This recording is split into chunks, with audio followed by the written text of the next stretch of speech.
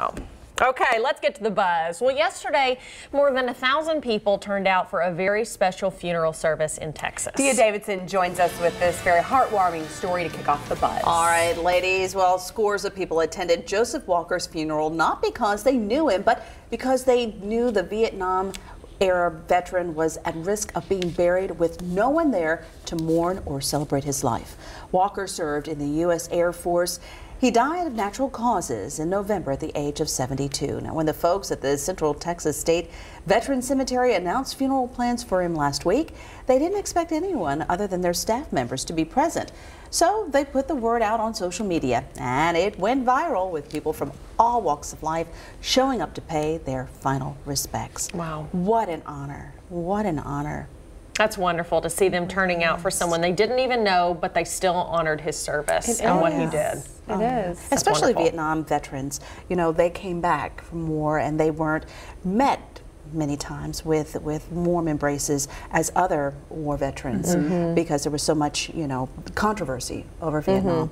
And for people to now give this gentleman that type of honor, it's wonderful. Yeah, and even if they did, you know, I think it said he served during that era, but yeah, just to give him that respect that he deserves is so great. I know, good to see that community do that. Yep. So you'd hope anyone would do that for you. You know, that's kind of the treat others the way you want to be treated sort of deal. Right. All right, well, let's go to Chicago now, where Chicago police came to the rescue of a 33-year-old man who went into Lake Michigan after his dog. The dramatic rescue was all caught on video. Take a look. It happened Sunday afternoon, and the man took his 9-month-old dog to walk along the lake. The dog, of course, ran and then fell into the icy lake.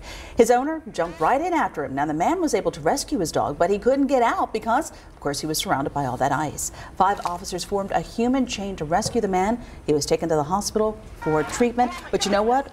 The one thing that we failed to talk about is who called the officers. Because if he was out there walking his dog, presumably by himself, who saw him? I guess someone had to see them fall in. Yeah, or maybe heard a commotion.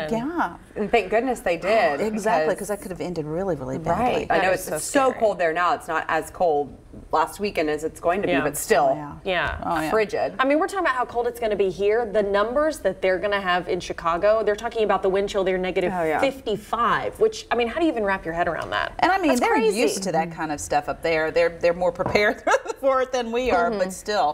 But then just going outside, it's only, you know, a few minutes before you're, you know, you run the risk of frostbite. Exactly. And this last one, talking about frostbite. Highway hockey. Yep, it happens in Canada when it gets really, really cold and icy, of course. And in this case, it was pretty safe. The road was blocked by a police car and jammed by stopped vehicles after a 50-car pileup due to all that ice. The impromptu hockey game was apparently the best way to pass the time until authorities reopened the highway. And I just want to know, was it a hockey team maybe there? Because who carries a hockey stick and pucks in the back of their car? Canadians, I guess. I guess it'd be like people around here, maybe you have a football in the trunk or something like that. Something like, you know, a lot of people probably do. Yeah, but that's kind of cool though that they would have that kind of say, hey, would you like to play a game of helps pass the time, whatever you got to do. There's nothing like time doesn't move any slower than when you're stuck in traffic. It's just like it goes forever. And then it's just the feeling of you have zero control over it. You can't do anything, so you have to just be patient. Yeah, but I don't know though. Being out there in the cold, I'd have to go potty. Think about a 50-car pileup. Yeah. Somebody's bound to have to go potty, and it's going to be cold.